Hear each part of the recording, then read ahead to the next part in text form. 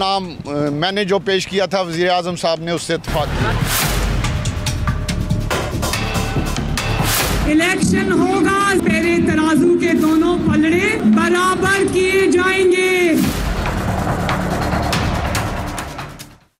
बिस्मिल्लाहिर्रहमानिर्रहीम। अस्सलाम वालेकुम नाजरीन, पावर शो के साथ मैं हूं आसमा चौधरी। आज के प्रोग्राम में आपको खुशामदीद कहते हैं। पाकिस्तान की सियासत का हमेशा से ये अलमिया रहा है कि आए रोज़ कुछ न कुछ तब्दीलियां होती रहती हैं। बिलाखिर जिसका हमें इंतज़ार था, निगरान वज़ीर आज़म का नाम बाप से आ गया। बाप पार्टी के जो एक अहम रहनुमा हैं, उनका सेनेटर अनवारुल हक काकड़ का नाम निगरान वज़ीर आज़म के लिए सामने आया। और दिलचस्प बात यह है कि ये नाम राजा रियाज साहब ने prime minister of Pakistan Shehbaz Sharif साहब को दिया और उन्होंने भी शायद हैरानगी का इज़हार किया, और वो तो बाद में खबरें सामने आएंगी, लेकिन बिला झिझक उन्होंने भी इस नाम को कबूल कर लिया।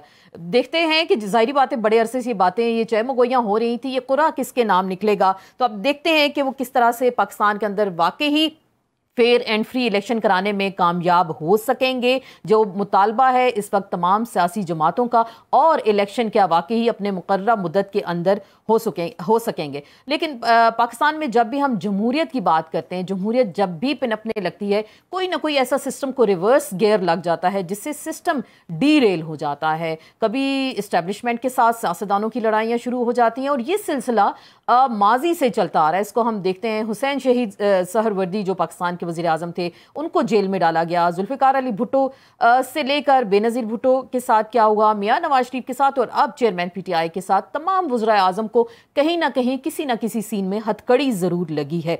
तो क्या सवाल ये पैदा होता है कि हमारे सियासतदानों ने तारीख से कुछ सबक सीखा है या नहीं, और माजी में जो जिन जमहूरी रवैयों की वो बात करते आते हैं और जब इक़्तिदार में आते हैं तो वो जमहूरी रवैये कहाँ चले जाते हैं। कुछ आपको शॉर्ट सुनवाते हैं, देखें हमारे अहम सियासी रहनुमा पाकिस्तान के हवाले से क्या गुफ्तगू करते हैं।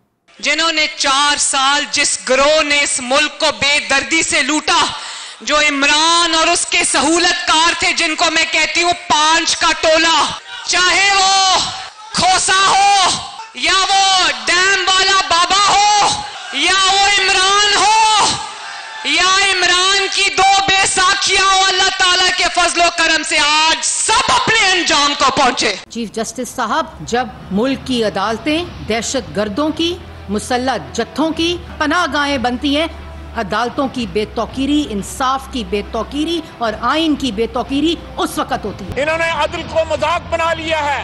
आप एक मुल्ज़िम को कह रहे हैं विश यू गुड लक। आप किस किस्म के मुंसिफ हैं? वो लोग पावर्स एक्सीड कर रहे हैं। जो अदलिया को पावर दी गई है, आइन ने दिया है, उसके तजावुज कर रहे हैं। उमर अता बंदयाल, शराफत से इस्तीफा दे दो और घर जाओ, वरना ये कौम कटहरे में खड़ा करने वाली है। अभी कुछ ऐसा लगता है कि जुडिशरी के साथ हालात हुकूमत के, जो हमने बयानात आपको सुनाए, मजीद कुछ खराबी की जानिब भी जा रहे हैं। 90 की दिहाई में हमने देखा मुस्लिम लीग नून और पीपल्स पार्टी के दरमियान रस्सा कशी होती रही इक़्तिदार के लिए, और म्यूजिकल चेयर इसको हम कह भी सकते हैं, ये हमने सबने देखा। बिलावल भुट्टो जरदारी इस हवाले से अपने अलविदाई खिताब में पार्लियामेंट के अंदर उन्होंने क्या कहा कि जो पिछले 30 साल दोनों सियासी जमातों ने भुगता, वो आगे की क्या उम्मीद रख रहे हैं। मरियम और बिलावल के लिए कैसा मैदान, सियासी मैदान होना चाहिए, देखते हैं। मियां साहब को और जरदारी साहब को ऐसे फैसले लेना चाहिए जिससे मेरे लिए और मरियम शरीफ साहिबा के लिए आगे जाके सियासत आसान हो, मुश्किल ना हो। और जिस तरीके से हम चल रहे हैं, ऐसे लगता है कि हमारे बड़ों ने फैसला किया है कि जो 30 साल आप लोगों ने सियासत भुगता है, वैसे ही आप चाहते हो कि आगे जाके 30 साल हम सियासत। जी नाज़रीन, आपने देखा बिलावल भुट्टो जरदारी इस हवाले से क्या कह रहे थे कि जो 30 साल की सियासत उन्होंने भुगती, तो क्या मरियम और बिलावल के लिए भी ऐसा ही होगा। इसी पे हम मजीद बात करेंगे, और क्या सियासतदानों को अपना वतीरा बदलना पड़ेगा। जो इस वक्त पाकिस्तान के मजमूई सियासी हालात हैं, क्या इदारों के साथ टकराव की सियासत पाकिस्तान के मफाद में है, इस पर भी हम बात करेंगे। बहुत अहम अदालती फैसलों के हवाले से भी गुफ्तगू होगी, और लम्हा बलहमा जो सियासी तब्दीलियाँ हो रही हैं उस पर भी हम बात करेंगे। हमारे साथ मौजूद होंगे हमारे बहुत ही मोहतरम सीनियर कानूनदान, सीनियर सियासतदान बैरिस्टर चौधरी एतजाज एहसन साहब। सर, आपको वेलकम भी कहते हैं आज के शो में। सबसे पहले तो आपसे ये जानना चाहेंगे, आप इनकलाबी भी हैं, जहाँ तक मुझे पता है आप बागी भी हैं, और ये जो पिछले दिनों कुछ एक मेरी नज़र से एक तस्वीर गुजरी जिसमें आप कहा गया कि शायद निगरान जो चीफ मिनिस्टर उनको झुककर मिल रहे हैं। पहले हम गुफ्तगू का आगाज से पहले ज़रा मैं ये आपसे जानना चाहूँगी, ये क्या स्टोरी है, कुछ इसके बारे में बताएंगे आप? इतना बड़ा झूठ है। वो मोहसिन नकवी नहीं है, ना ही उसका जुस्सा वगैरह कुछ फिट इन होता है मोहसिन नकवी का। जी जी जी जी। पर ये गालिबन कोई जो मेरे खैर खा नहीं है वो चला रहे हैं कि एतजाज़ अहसन इनकलाबी इतना झुक के मिल रहा है मोहसिन नकवी को। वो साहब हैं, उनकी पेंटिंग्स की तस्वीरें उस तस्वीर में बहुत सारी आ रही हैं पेंटिंग्स की के अक्स, और वो प्रोफेसर मियाँ एजाजुल हसन है। अच्छा, जो स्कूल में भी मेरे से सीनियर थे। वो मेरे उस्ताद भी थे और उस्ताद भी हैं और पाकिस्तान के माने हुए इंटरनेशनली रिकॉग्नाइज्ड आर्टिस्ट हैं जो कि पौधों की पेंटिंग्स और इनकलाबी पेंटिंग्स, अच्छा ज़बरदस्त, वियतनाम वॉर की अपनी पेंटिंग से बहुत मारूफ है और इस किस्म की पेंटिंग से। साथ उनके नवाज टिवाना साहब खड़े हैं जो साबिक एमडी हैं और मेरी बीवी खड़ी है। मैं अपने प्रोफेसर को और सीनियर को सिर्फ झुक के मिल रहा हूँ, बिल्कुल मिल रहा हूँ। चले अच्छी बात, कोई मोहसिन नहीं है वहाँ। जबरदस्त, चले ये तो अच्छी बात है। मैंने भी वो जब तस्वीर देखी तो मुझे वाकई लगा कि वो शायद निगरान वजीर आला नहीं है, ये कोई और शख्सियत है। चले आपने इसको क्लियर कर दिया। सर ये जो सियासत में बड़ी हलचल देख रहे हैं, आज निगरान वजीर आजम आ गए, सेनेटर काकड़ साहब बाप से आ गए, बाप पार्टी है जो वहाँ से आ गए, तो आप क्या कहते हैं, क्या वाकई ही वो पाकिस्तान में फेयर एंड फ्री इलेक्शन करा पाएंगे? कहा नहीं जा सकता, कबल वक्त है कहना सही, क्योंकि अभी तक तो कोई भी बात आईनी तौर पे नहीं हो रही, ना ही कोई बात ऐसी हुई है जिसको बंदा इम्कानात में समझ सकता था।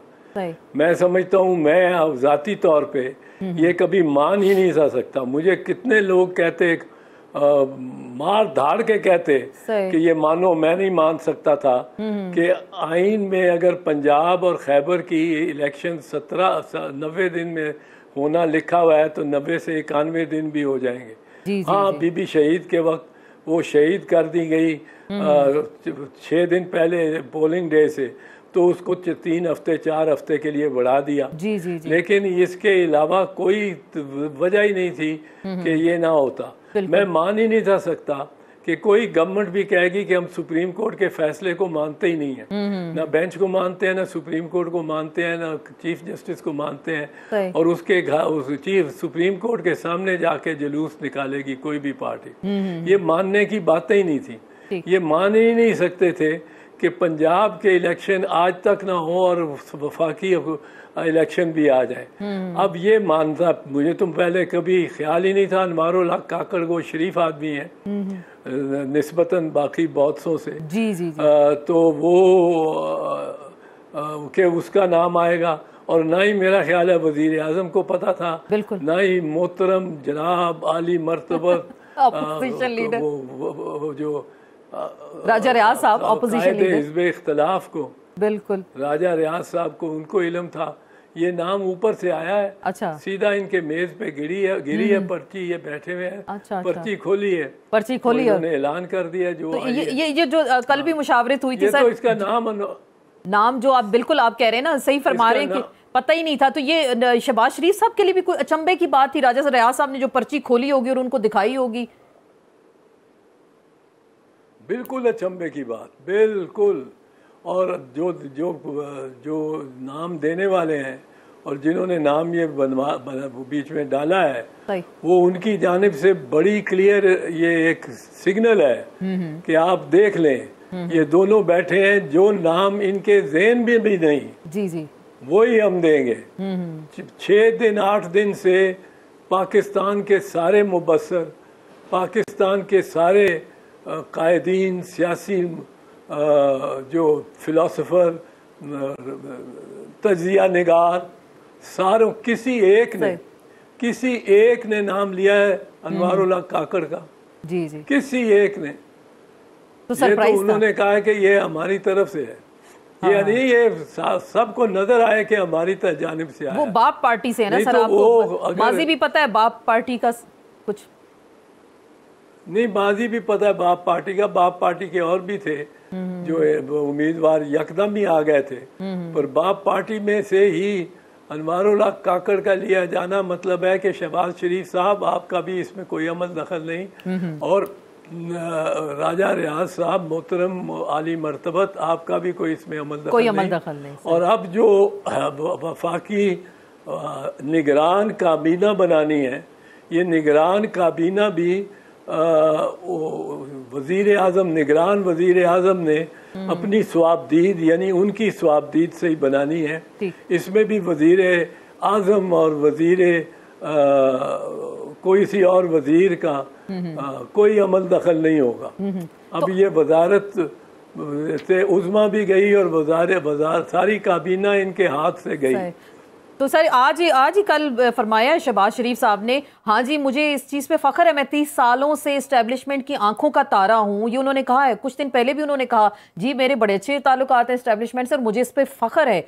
तो आपको क्या लगता है, मियाँ नवाज शरीफ साहब की बड़ी डिफरेंट लाइन है इस्टेब्लिशमेंट के हवाले से, वो बड़ी सख्त बातें करते हैं, बड़ी तल्ख बातें करते हैं, छोटे भाई कहते हैं मैं उनकी आंखों का तारा हूँ, तो ये इसको हम क्या समझें?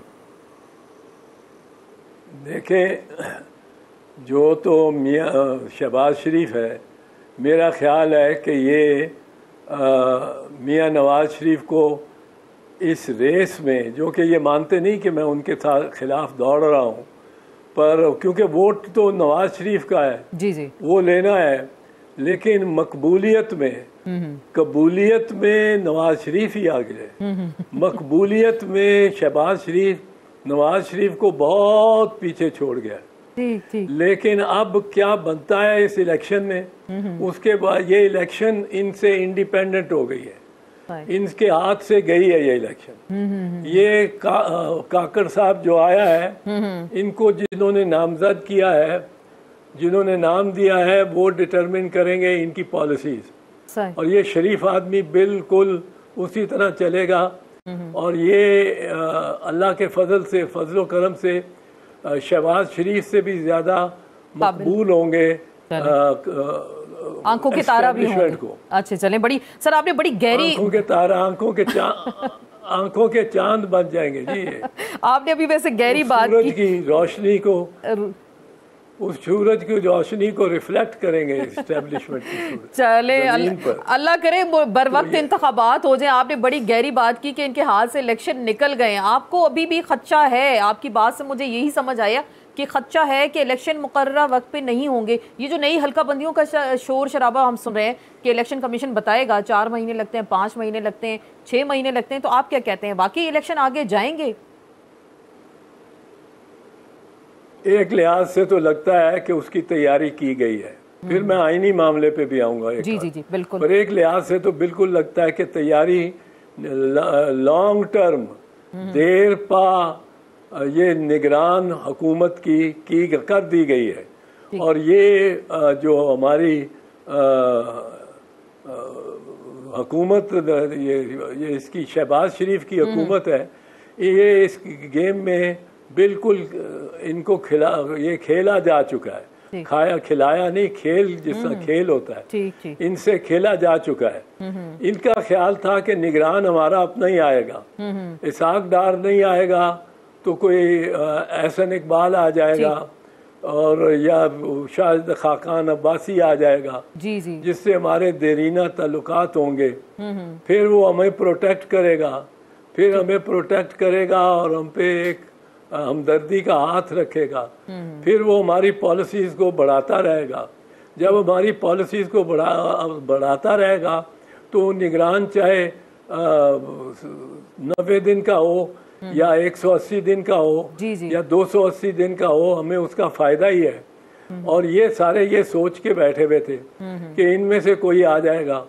अब ये वो तो निगरान इनके हाथ से गया और इनका ख्याल था कि अगर 180 दिन या 280 दिन भी बैठा रहता है, हम महफूज होंगे, पॉलिसियां चलाते रहेंगे। वफाकी वुज़रा अगर मिसाल के तौर पे इसाक डार ने अपॉइंट किए होते तो सारी काबीना मियाँ नवाज शरीफ साहब की बनी आई होती, तो सारा निज़ाम इनका चल रहा होता, तो वो हमारे साथ ही ताउन करेंगे, हमारे हिदायत पे चलेंगे, हमारी हुकूमत होगी, उसमें कुछ पैसा आ जाएगा बाहर से पैसा आ जाएगा, कुछ हम बेहतर कर देंगे हालात और अपना क्रेडिट ले लेंगे। तो चले, लेकिन अब जो इनकी अभी भी अभी भी 90 दिन में करने के काम जो है ना वो बहुत मुश्किल है। वो इसलिए है इन्होंने तो निगरानों को खूब ताकतवर और बाइख्तियार बना दिया बहुत से कवानीन से। जी जी मैं सर बिल्कुल मैं यहीं से कंटिन्यू, मुझे एक छोटे से सर ब्रेक पे जाना है। बिल्कुल आप जो बात कर रहे हैं ना, इलेक्शन तरमीमी एक्ट 230 में जो तब्दीली की और को बड़े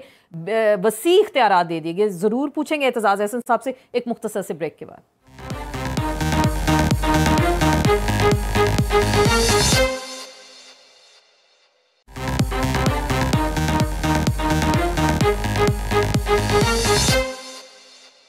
जी नाज़रीन, ब्रेक के बाद आपको खुश आमदेद कहते हैं। चौधरी एतजाज अहसन साहब से हमारी गुफ्तगू का सिलसिला जारी है। निगरान वज़ीर आज़म के हवाले से बड़ी डिटेल के साथ हमें वो बता रहे हैं कि क्या क्या इंटेंशंस हैं और आगे क्या उनको मंजरनामा दिखाई दे रहा है। सर, ये जो इलेक्शन तरमीमी एक्ट में तब्दीली की गई, अभी आप भी ये फरमा रहे थे कि बहुत वसी इख्तियारात भी दे दिए गए, तो क्या ये अपने पसंदीदा वज़ीर आज़म, निगरान वज़ीर आज़म के लिए दिए गए थे? और ये जो कुरा दूसरी तरफ से आया है, तो जो लंदन में जो दुबई में एक मीटिंग्स होती रही मियाँ नवाज शरीफ और जरदारी साहब की आपस में, तो क्या ये उस मीटिंग का ही नतीजा है ये नाम? मेरी इत्तला के मुताबिक नवाज शरीफ साहब और आसिफ जरदारी साहब किसी एक नाम पे मुकम्मल तौर पे अभी मुत्तफिक नहीं हुए थे। अच्छा। उनमें ज़रा सा इख्तिलाफ था, थोड़ी थोड़ी रिजर्वेशंस थी एक दूसरे के उम्मीदवार के बारे में। तो अब तो खैर उनके हाथ से ही निकल गया गेंद और वो चला गया है इस्टेब्लिशमेंट के हाथ में। और इस्टेब्लिशमेंट में ने ये किया है कि इनसे सारी वो कवानीन मंजूर करवा लिए हैं जी जी। जो उनको इस्टेब्लिशमेंट को ज़रूरी थी अपने आप को एम्पावर करने की, और जो इनको ज़रूरी थे निगरानों को एम्पावर करने की। इन्होंने सोचा कि निगरान को बाइख्तियार करना बहुत ज़रूरी है, क्योंकि निगरान तो हमारा ही होगा, इसहाक डार होगा या उनमें से कोई होगा, तो अपना काम चलता रहेगा और हम तो हुकूमत में ही रहेंगे। तो इनको बाइख्तियार करो और इख्तियार दो। इनको यहाँ तक इख्तियार दे दिए कि जिस घर में दाखिल होना चाहें, जिस वक्त चाहें, जिस शख्स को रोक के उसकी तलाशी लेना चाहें, जिस वक्त चाहें, जिस घर में दाखिल हो उस घर में कोई मज़ामत नहीं हो सकती, दरवाजे सब खोल दिए जाएंगे इनके लिए। ख़ानदान जो उसमें रहने वाले हैं मकीन, वो एक कोने में सुकर के बैठ के आंखें बंद कर लेंगे, वरना ये उसको मज़ामत जान के और उनको थप्पड़ भी मारेंगे, लातें भी मारेंगे, और उनमें जो घर से चीज़ उठा के ले जाना चाहें वो ले जा सकते हैं। गिरफ्तार जिसको करना चाहें, ये कानून के मुताबिक हो अब भी रहा है, ये अब भी रहा है, पर ये कानून ही ऐसा बना रहे थे कि वो ये हो सकता हो। वो कानून तो अल्हम्दुलिल्लाह पार्लियामेंट के अपर हाउस ने और कुछ बाहर से आवाज़ों ने एकदम शोर डाला कि ये हमारे पाकिस्तान में क्या मुस्तकिल कानून बना रहे हैं। जी, जी। और आखिरी 4 दिन जो मंडवा लगाया इन्होंने लेजिस्लेचर का कि कोरम भी नहीं है, 8-10 बंदे बैठे हुए हैं और बिल पास किए जा रहे हैं, अदालत पे भी कमांड डाल रहे हैं और मुखालफों पे भी कमांड डाल रहे हैं। अब वो इख्तियारात सारे चले गए हैं निगरान पे, जो निगरान इनके हाथ में नहीं है, इनके से ताल्लुक नहीं रखता। और दूसरी तरफ ये है एक क्राइसिस जो आने वाला है, वो है एक तो क्राइसिस नहीं इतना, पर वो क्राइसिस भी कहा जा सकता है कि सदर अलवी का कुछ नहीं कर सकते। सदर अलवी उस वक्त तक सदर रहेंगे जब तक उनका जानशीन मुंतखब नहीं हो जाता, नई पार्लियामान से जब तक मुंतखब नहीं होता। ये आर्टिकल 44(2) में ये नहीं लिखा कि सेनेट चेयरमैन बन जाएगा कायम मुकाम, ये इस्तीफा दे दें। इस्तीफे का कोई सवाल ही नहीं। उन्होंने कहा president shall continue in office until his successor is elected। अब वो इलेक्शन कब होगा सक्सेसर का, जब पंजाब और खैबर की असेंबलियों में भी हो जाए। अब तो कोई इलेक्टोरल कॉलेज है ही नहीं सदर का, तो सदर की इलेक्शन हो ही नहीं सकती जब तक इलेक्शन इलेक्टोरल कॉलेज आप कह रहे हैं पूरा पहले कैसे हो। अभी सुन ले, अभी हाँ अभी सुन लेना उलझन। सदर का किस तरह इलेक्टोरल कॉलेज पूरा होगा जब तक ये हल्का बंदियां नहीं होती सेंसस पे। सेंसस जब हल्का बंदियां हो जाएंगी तो सेंसस को अप्रूव कराना पड़ेगा by an amendment in the constitution. जो सीटें अगर 10 पंजाब की कम हो गई, जो कह रहे हैं बलूचिस्तान को जा रही हैं, जी जी 10 पंजाब करके कम करके, तो वो उसके लिए आइन में तरमीम की ज़रूरत होगी। अब आइन में तरमीम हो ही नहीं सकती जब तक असेंबलियाँ ना हो। बिल्कुल आइन में तरमीम ही नहीं हो सकती 2/3 नेशनल असेंबली ना हो तो। अब असेंबली पहले आएगी कि इलेक्शन पहले होगा, या ये इसमें तरमीम नहीं हो सकती आइन में, तो इलेक्शन नहीं हो सकता, क्योंकि सेंसस पे अमल दरामद नहीं हो सकता। उसके लिए आइन में तरमीम की ज़रूरत है। अब ये अंडा पहले आया कि मुर्गी पहले आई, ये वो वाली डिबेट कौन सा पैदा हुआ पहले, ये सवाल हो गया। अभी तीसरी बात देख लें, उधर सेनेट के मार्च में इलेक्शन हो जाने, अगर सेनेट के इलेक्शन ना हुए तो आधा सेनेट रह जाएगा, तो सेनेट भी खत्म हो जाएगा, मजरू हो जाएगा। आधा सेनेट पे तो नहीं चल सकता, सेनेट आधा खत्म हो जाएगी उसकी टेन्योर, और उनको इलेक्ट करने के लिए फिर आपको 6 के 6 हाउस चाहिए होंगे, 4 सूबाई और 2 वफाकी। अब वो वफाकी भी आधा होगा, वो भी नहीं रह गया होगा। तो ये कहाँ फंसा दिया इन्होंने इस मुल्क को। ये तो आधा तीतर आधा बटेर वाला बेआइन कर दिया है। बिल्कुल आप कह रहे हैं मुल्क नहीं, आधा तीतर आधा बटेर भी नहीं है, बेआइन, आधा मगरमच्छ और आधा मगरमच्छ और आधा शेर बना दिया। आधा शेर तो चले सर, ये जो मगरमच्छ तरफ से काटेंगे, बिल्कुल शेर। तो क्या इसमें अदालत का रास्ता लिया जा सकता है? काजी फायज ईसा साहब आ रहे हैं 1 महीने बाद, बड़ी उम्मीदें हैं सबको, पीडीएम वालों को, तो क्या अदालती रास्ते से इलेक्शन को आगे ले जाया जाएगा? कुछ ऐसा आप सीन देख रहे हैं? और ये तो बड़ा आपने खूबसूरत नक्शा खींचा जो भी आप बता रहे हैं, सारी की सूरत हाल। मैं आपको ये बता रहा हूँ, किसी ने नहीं बताया, तो आपके प्रोग्राम में ये मैं बता रहा हूँ कि मसला ये है, नंबर 1 कि असेंबली अब कोई नहीं, नंबर 2 आइन में तरमीम नहीं हो सकती, लिहाजा नंबर 3 जब तक आइन में तरमीम ना हो वो सीटें जो लिखी हुई है आइन में, उनमें रद्दोबदल नहीं हो सकता सूबाई सीटों में, कौमी असेंबली में, और वो जो सेंसस पे ज़रूरी है, तकाजा पूरा है। अच्छा, फिर आइन में जब तक तरमीम ना हो, जब तक इलेक्शन ना हो, 6 हाउसेस आप कह रहे जी पार्लियामान पूरे नहीं होंगे, उस वक्त तक सदर का इलेक्शन भी नहीं हो सकता, नहीं होगा, बिल्कुल। और सदर साहब कंटिन्यू करेंगे। एक बात अभी करूंगा सदर साहब पे, फिर आप ये देखें कि इस दौरान सेनेट आधा खत्म हो जाएगा, आधा खत्म हो गया कि सेनेट ही खत्म हो गया। चेयरमैन का नया इलेक्शन ही नहीं हो सकता जब तक पूरा सेनेट ना हो, चेयरमैन भी खत्म हो जाएगा, सेनेट भी खत्म हो जाएगा।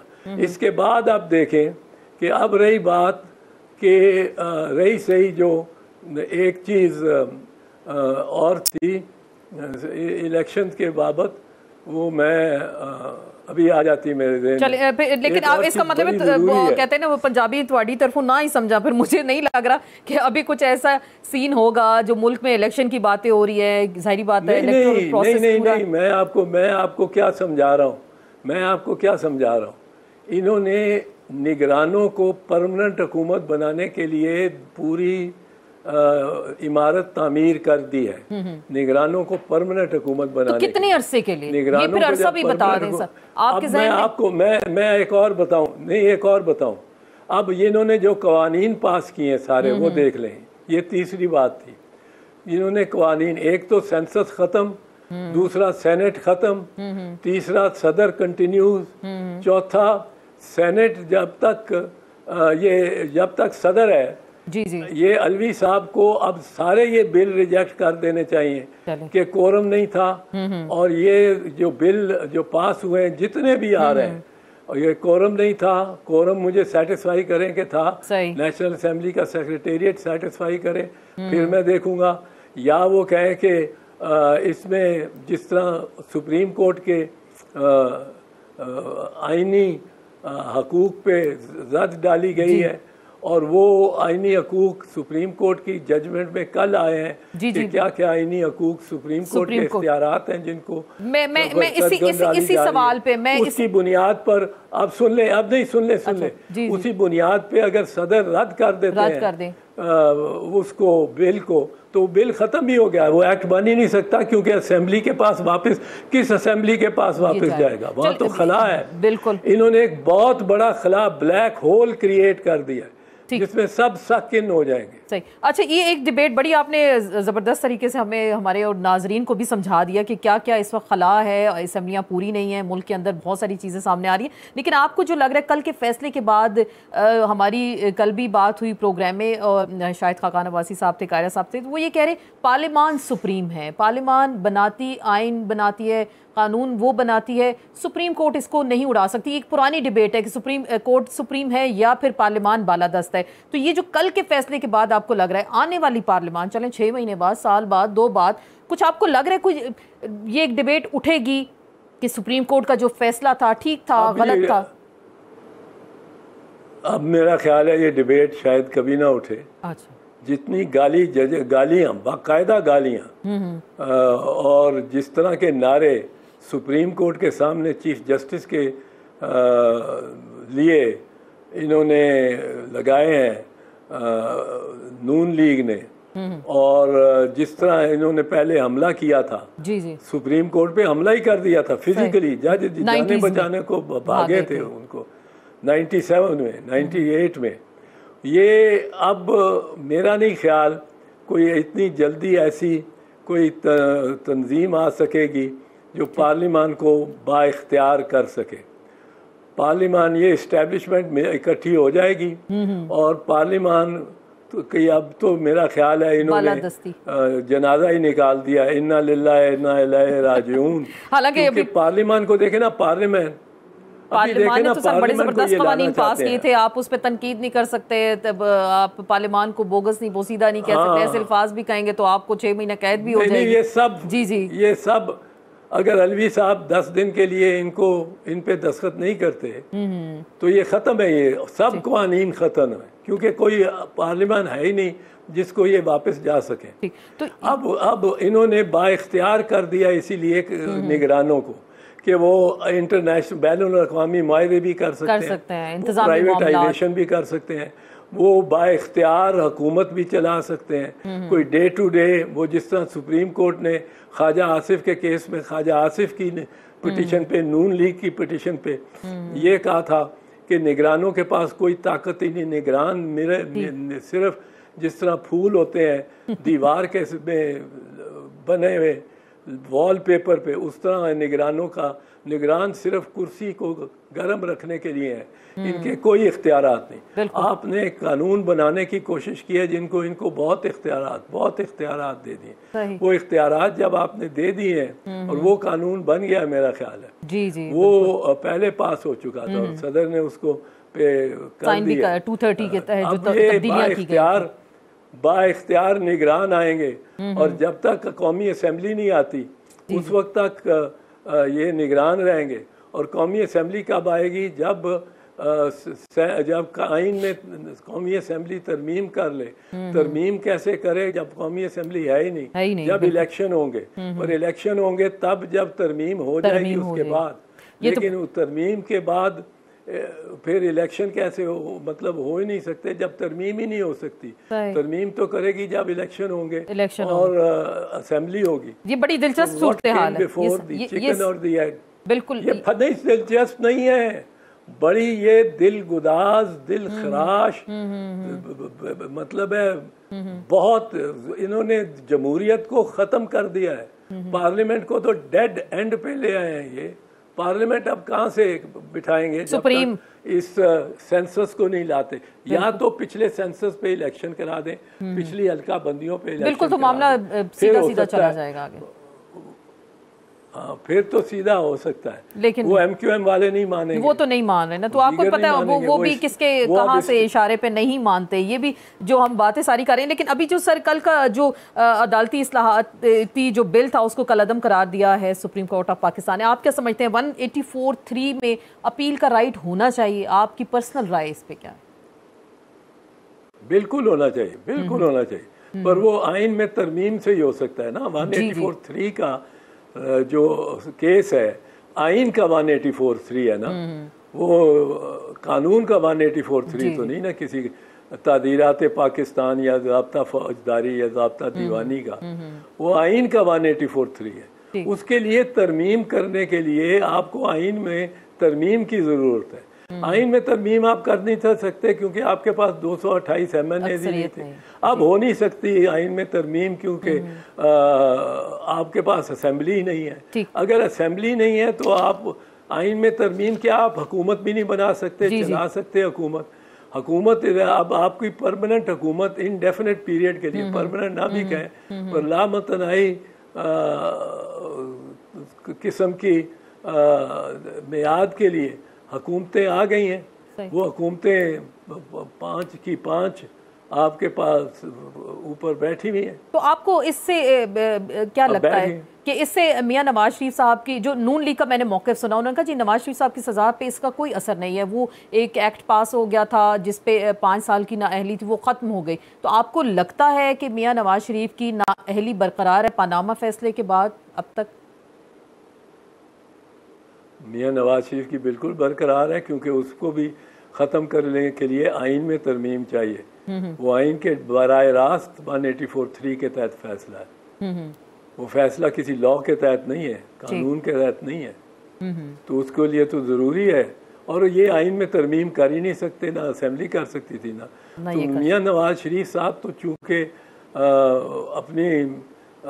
अपनी मर्जी से, अपनी खुद इख्तियारी से, खुद मुख्तारी से 4 साल मफरूर रहे अदालत में और मुजरिम ठहराए गए, गलत या सही, पर उनके लिए तो कानून बड़ा सख्त, बड़ा जबर है उसमें कानून में मफरूर के लिए। तो मफरूर तो आपको पता है, मफरूर को तो कहते हैं कि इसका तो ये अपने सब हकूक खो बैठता है मफरूर, क्योंकि ये अदालत में पेश होने से इनकार करता है। और मजरू और जो मुजरिम हो उसके तो बिल्कुल ही कोई हकूक नहीं रहते।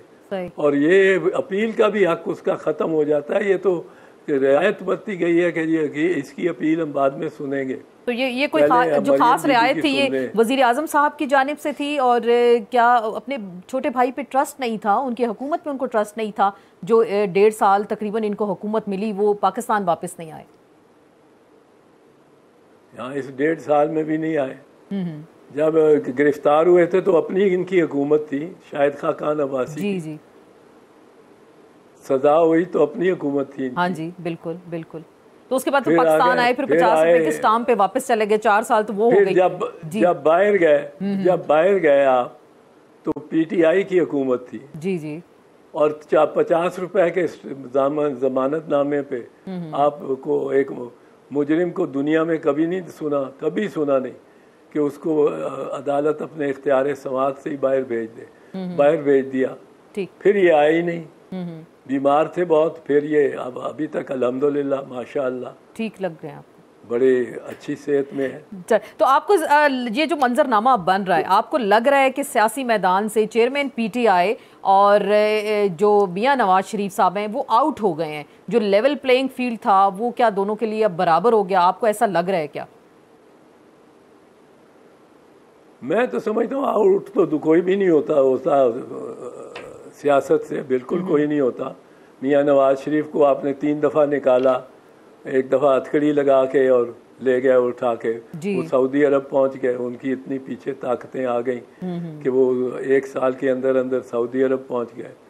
बीबी शहीद को आपने निकाला, बड़े मुकदमे चलाए उन पे। बीबी शहीद 2 बार, दूसरी बार फिर वजीर आज़म बन गई, तीसरी बार उसका बनने जा रही थी कि उसको शहीद कर दिया गया। फिर उसकी हुकूमत ही आ गई, यूसुफ रज़ा आ गए, आसिफ जरदारी साहब तो सदर आए वजारत उज़्मा में, उनकी बीबी का इस तसलसल जारी रहा। सो तीसरी हुकूमत भी बीबी की, बीबी को आपने एलिमिनेट कर दिया, भुट्टो साहब को एलिमिनेट कर दिया शहीद को। और लेकिन वो अभी तक उनका वोट चल रहा है, बदस्तूर चल रहा है, नाम चल रहा है। नवाज शरीफ को आपने 3 दफ़ा निकाला, 3 दफ़ा वापस आया वो, या 2 दफ़ा निकाला, 1 दफ़ा मुल्क से ही निकाल दिया। वो बाहर भी बैठा सियासत कर रहा है।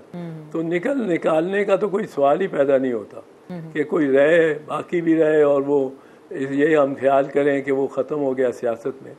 ना ही नवाज शरीफ और ना ही चेयरमैन PTI आपके दोस्त चेयरमैन PTI है वो इनमें से कोई भी निकाला नहीं, ख़त्म नहीं होगा। पर ये चेयरमैन पीटीआई के लिए बहुत इस वक्त खुशाइंद इसमें बातें हैं कि ये डेड एंड में आ गए, बंद गली में आ गए।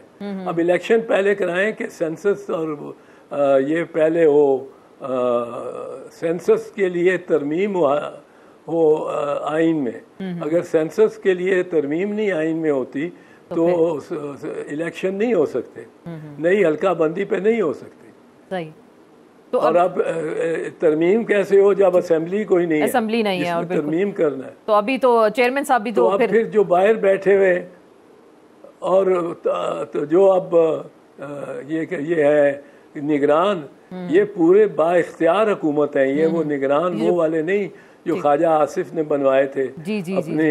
अब इन्होंने ख्वाजा आसिफ की पार्टी नहीं, इन निगरानों को बड़ा बना दिया है, मोतबर और बाइख्तियार, इस ख्याल से कि अपना ही इसहाक डार या कोई आएगा राजा रियाज का क्या मतलब है। ऐसा नहीं, ये तो जो हम नाम देंगे वो मानेगा ही मानेगा। मुझे ये नहीं था पता कि छत से गिरेगी पर्ची और सीधी इनके दरमियान जो मेज है उस पर गिरेगी और पर्ची खोल के नाम उस पे अनवारुल हक काकड़ का लिखा होगा।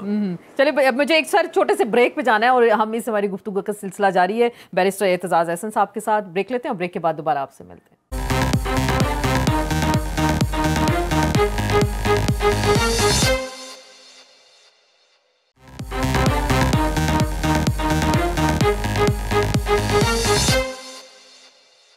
जी नाज़रीन, ब्रेक के बाद आपको खुशामदीद कहते हैं। बैरिस्टर एतजाज अहसन साहब से हमारी गुफ्तगू का सिलसिला जारी है। चेयरमैन पीटीआई के हवाले से आप क्या कहेंगे कि उनकी जो तोशा खाना में जो उनको सज़ा दी गई है, क्या वो ठीक है? और अभी तक वो उनको ज़ाती मॉलेज नहीं फराहम किया गया, घर से खाना लाने की फैसिलिटी नहीं दी गई। इस्लामाबाद हाई कोर्ट के जो चीफ जस्टिस हैं वो बीमारी से छुट्टियों पर भी चले जाते हैं। तो आपको लग रहा है कि ये वाकई इंसाफ का पलड़ा इस वक्त बराबर है?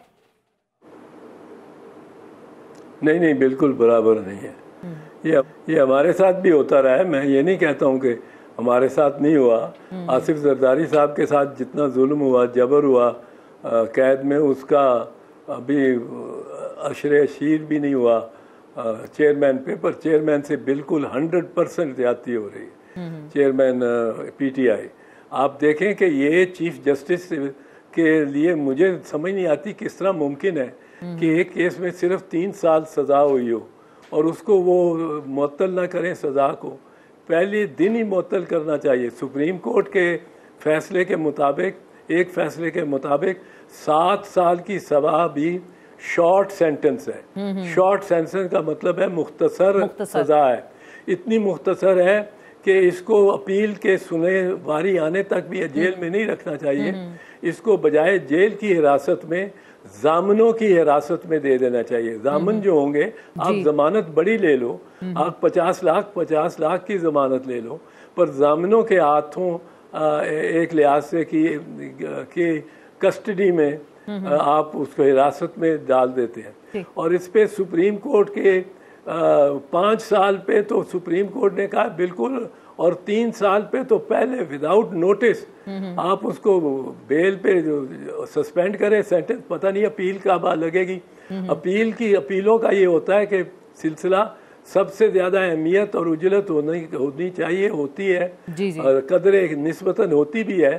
मर्डर केसेस में डेथ सेंटेंस डेथ सेंटेंस, सजाए मौत, फिर सजाए उम्र कैद, फिर वो केस मुकदमे जो 20 साल सजा है जिनमें, फिर वो मुकदमे जिनमें 14 साल, इस तरह बतदरीज 3 साल वाले मुकदमे की तो बारी नहीं आती। तो ये शख्स मुल्ज़िम अंदर काट आएगा सारी सजा या उसका। साथ ही इलेक्शन कमीशन से सर एली का नोटिफिकेशन भी जारी हो जाता है ना। इतनी क्विक जस्टिस, मैं यही पूछ रही थी, इतना स्पीडी जस्टिस। और अब ये भी कह रहे हैं कि इतने 200 से करीब जायद मुकदमात हैं, तो अब वो एक केस से उनको जमानत मिलेगी तो दूसरे में घेर लेंगे, दूसरे से मिलेगी तो तीसरे में। तो इलेक्शन तक या इलेक्शन के बाद तक आपको लग रहा है उनको अंदर रखने का प्रोग्राम है? नहीं, ये तो बड़ा अशीर भी नहीं है जो क्या इसका नाम इनसे ये किया जा रहा है। 200 मुकदमे किसी पे बना दो, वो तो अच्छे बड़े इंसान को, मैं इतना मतलब है खासा ठीक ठाक वकील हूँ, मेरी भी मत मारी जाए जिसको कहते हैं। अगर 200 मुकदमे मेरे पे बना दो, मेरे पे 10 बनाओ तो मैं चौंक जाऊंगा। तो ये तो 200 अब वो कहाँ जाए, फिर वो जेल में है और उसकी जमानत ना पेश होने पे उसकी जमानत खारिज की जा रही है। न पेश करना तो इस्तगासे का काम है, इस्तगासे को वो बेल अपोज ही नहीं करनी चाहिए उसका, क्योंकि वो हम नहीं लाए, हमारे पास है वो शख्स मुल्ज़िम और हम नहीं लाए। इसकी सजा तो इस्तगासे को मिलनी चाहिए, जुर्माना होना चाहिए। जुर्माना आप कह रहे हैं। या वो कहे जी सर वो नहीं आ सकते, 10 आज केस थे, 10 केसेस में एक शेखुपुरा में है, एक पेशावर में है, कि हम उसको हर जगह नहीं ले जा सकते। और हमारे लिए अब ये बोझ तो पड़ना चाहिए इस्तगासे पे। ये भी उस एक शख्स पे डाल रहे हैं कि जो एक शख्स कहीं जा भी कितनी जगह जा सकता है। बिल्कुल। क्या ये जजेस को नजर नहीं आता? क्या चीफ जस्टिस को नजर नहीं आता कि वो दोबारा और फिर 12 हुमायूं दिलावर के पास केस भेजेंगे तो हुमायूं दिलावर क्या करेगा? फिर हुमायूं दिलावर जब वकला उसके पहुंच जाते हैं, चेयरमैन पीटीआई के पहुंच जाते हैं अदालत, उसके बाद वो फैसला लिखता है। बिल्कुल। उनको सुने बगैर उनको सुने। हाँ, ये तो ऐसी इंसाफ की मिसाल नहीं मिली। आप भी वकील हैं, आप बैरिस्टर हैं, आपने तो अदलिया बहाली की इतनी बड़ी तहरीक चलाई, इनकलाबी हैं, आप बागी हैं, तो ऐसा कोई जस्टिस आपने देखा इससे पहले पाकिस्तान में? क्या नहीं, इस तरह का इनजस्टिस नहीं देखा। बिल्कुल। जरदारी साहब के साथ बड़ा इनजस्टिस होता रहा है, हायर कोर्ट्स में भी होता रहा है, जबान भी उसकी काटी गई, 11 साल उसको रखा भी गया। और वो भी देख लें, बैक इन पॉलिटिक्स है, निकाल दिया था इन्होंने पॉलिटिक्स, प्लस माइनस नहीं कर सकते वो। He is also back in politics and today probably the most important political personality in the power politics. पर ये जो है क्या इसका नाम, इस तरह एक शख्स से करना कि उसके वकील भी पहुंच गए, उनको सुने बगैर फैसला आ गया। आप कहते हैं 12:30 बजे आ जाओ, 8:30 बजे आ जाओ, नहीं तो डिसमिस कर दूंगा। चलिए, ये तो लोअर कोर्ट की हम बात करें, आ जाओ, नहीं तो डिसमिस कर। अब बिल्कुल हम थोड़ा सा आगे चलते हैं, लोअर कोर्ट की आप बात करें। ये मौजूदा चीफ जस्टिस बंदयाल साहब मिड सितंबर में रिटायर हो रहे हैं। आपको लग रहा है काजी फाइज ईसा के आने से ये जो बहुत सारी हम कानूनी पेचीदगियों की बातें करते हैं या ना इंसाफी की बात होती है माशरे में, तो उनके आने से आपको उम्मीद है हालात ठीक हो जाएंगे पाकिस्तान के अदालती मामलात, इंसाफ के मामलात? देखें, हालात अब भी कोई ठीक ऐसे बुरे नहीं है। चीफ जस्टिस उमर अता बंदयाल बड़ी डिग्निटी से, ये ज़रा धीमा आदमी है, वो ज़रा दूध पशेमान है तबीयतन तबन, लेकिन वो भी बहुत अच्छे जज हैं, बड़े दलेर जज हैं। ये भी बड़े हिम्मत वाला जज है उमर अता बंदयाल। इनकी तबाह मुख्तलिफ है, एक अगर पानी है तो दूसरा आग है, ख़त्म दूसरा, दोनों ही कर सकते हैं। एक इंसान को मतलब है दोनों ही जान लेवा हो सकते हैं, पर दोनों ही जान भी देने वाले हैं, जान डालने वाले भी दोनों हैं अनासिर। तो अब काजी फैज ईसा साहब आएगा तो मेरा ख्याल नहीं कि इतना फर्क पड़ेगा। वो अब कहाँ से लाएगा नेशनल असेंबली, वो कहाँ से लाएगा कि सेनेट में ये सेंसस हो गया है और सेंसस पे नई हल्का बंदी भी हो गई है।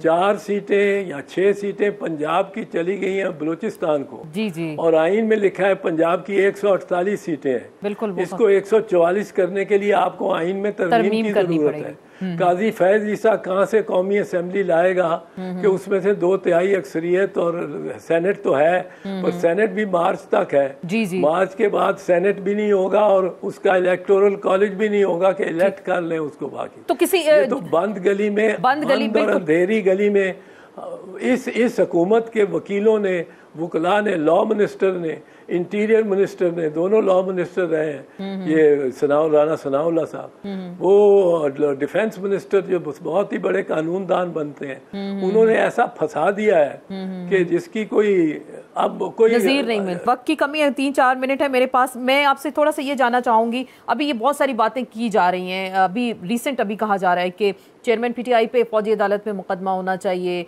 कोई कह रहा है आर्टिकल 6 लगना चाहिए। तो आप क्या समझते हैं? जाहिर बात है आपकी एक वाज़ेह राय है, बिल्कुल मुझे पता है कि फौजी अदालतों में सिविलियंस के केसेस नहीं होने चाहिए, लेकिन जो हमारे यहाँ एक रवायत रही है, हमेशा प्राइम मिनिस्टर्स के साथ ही ऐसा सलूक क्यों किया जाता है?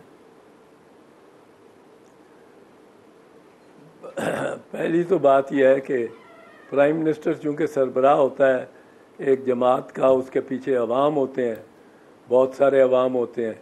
वो शहीद जुल्फ़िकार अली भुट्टो, शहीद बीबी हो, नवाज शरीफ हो, वो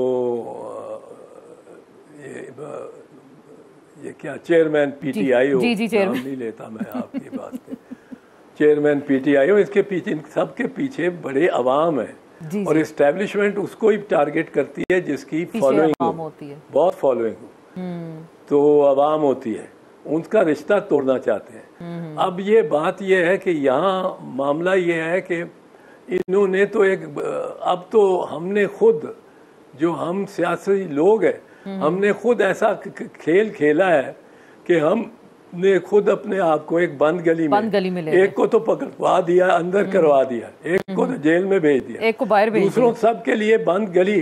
अगर इलेक्शन नहीं होंगे, अगर इलेक्शन नहीं हो सकते आईनी तौर पे, क्योंकि सेंसस के लिए तरमीम नहीं हो सकती आईन में, बिल्कुल, और वो सीटें नहीं अदल बदल हो सकती सेंसस के मुताबिक, तो फिर इलेक्शन नहीं हो सकते। इलेक्शन नहीं हो सकते तो सियासतदान कहाँ जाएंगे? मौलाना फजल रहमान साहब के पास क्या रह जाएगा बजाने को? तो ये सबके साथ ही ऐसा मैं तो चिल्लाता रहा हूँ, मिन्नत करता रहा हूँ और कि ये बंद गली में जा रहे हैं, मैं तो बदस्तूर ये कहता रहा हूँ, लेकिन किसी ने सुना नहीं। मेरी जमात के कुछ अनासिर मेरे खिलाफ भी हुए, पर अल्हम्दुलिल्लाह ज़्यादा बड़े अनासिर में ज़्यादा ज़र्फ है कि मैंने पार्टी के साथ जजेस के मामले में मेरा इख्तिलाफ भी हो गया था, और फिर भी मुझे उन्होंने बहाल रखा। तो लेकिन ये बड़ी मतलब एक लहर ये भी उठी कि ये क्या कहता है। आज मैं पूछता हूँ कि अगर इलेक्शन ही नहीं होंगे टाइम पे, तो एक तकनीकी वजह से, तो सियासतदान का कारोबार और सियासत कहाँ जाएगी, कहाँ चलेगी? लेकिन ये बड़ी बड़ी अहम, आप बार बार कह रहे हैं कि इलेक्शन नहीं होंगे, तरमीम नहीं हो सकेंगे, इलेक्टोरल कॉलेज पूरा नहीं हो सकेगा, तो फिर मामलात आगे कैसे बढ़ेंगे? सर आगे चलते चलते ये तो आप हमें बड़ी खूबसूरत बातें कह गए और बड़ी, मुझे तो लग रहा है बड़ी ब्रेकिंग बातें, जो इतने बड़े बड़े वकला सर जोड़ के बैठे रहे, तरमीम ये करते रहे अभी इस पार्लियामान के अंदर, लेकिन कुछ हासिल नहीं हो सका। आखिरी बात मैं करना चाहूँगी, एक मासूम बच्ची है रिजवाना, उस पर बड़ा तशद्दुद हुआ। पहले भी एक जज साहब थे, उनके घर से ऐसा हुआ, वो तैयबा थी, उनकी एक मेड थी, अभी ये बच्ची पे तशद्दुद हुआ, ये भी जज साहब की एक बेगम है। तो आपको क्या लग रहा है, क्या इनके लोगों के अंदर सीने में दिल नहीं होता, बच्चियों के साथ ही ऐसा रवैया, और क्या रिजवाना को इंसाफ मिल सकेगा? इंसाफ मिल सकेगा कि नहीं, ये तो मैं नहीं कह सकता। बदकिस्मती से 50 साल से ज़्यादा वकालत कर ली है, 50 साल से बहुत ज़्यादा।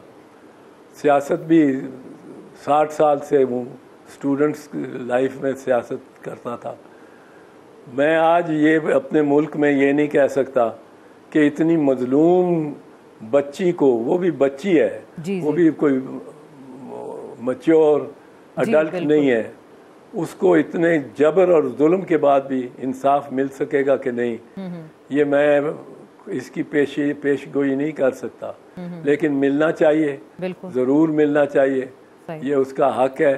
और उसके तस्वीरें देख के बड़ा दिल खराश तस्वीरें और वो इमेजेस, और उस पे, और ख़ास कर एक जज साहब की बेगम, और असल में हर शख्स, मैं उसकी सफाई में नहीं कह रहा हूँ, पर हमारे यहाँ हर आदमी, हर औरत एक कसी हुई कमान है, तनी हुई कमान है, बस छींक आए तो चलने पे है। बिल्कुल। तो लेकिन इस पे बड़ी कड़ी सजा होनी चाहिए, क्योंकि उस बच्ची का तो जिंदगी उन्होंने खराब करके रखती है। और बिल्कुल सर, बहुत बहुत इंसाफ फिर भी होना चाहिए और के मुताबिक होना चाहिए, बिल्कुल, और इंसाफ होता दिखाई भी देना चाहिए। बहुत बहुत शुक्रिया बैरिस्टर चौधरी एतजाज़ अहसन साहब, शरीक गुफ्तगू थे और बड़ी डिटेल के साथ खुलकर उन्होंने पाकिस्तान की सियासत पे, अदालती मामलात पे और मौजूदा जो अभी पार्लियामान ख़त्म हुई है, उन्होंने जो लेजिस्लेशन करने की कोशिश की, तरामीम की, उसके मुताबिक वो कह रहे हैं इलेक्शंस बर वक्त नहीं हो सकते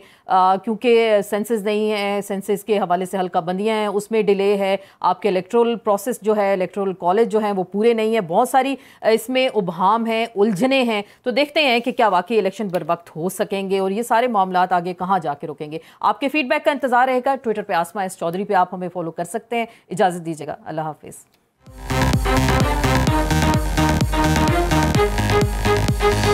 है।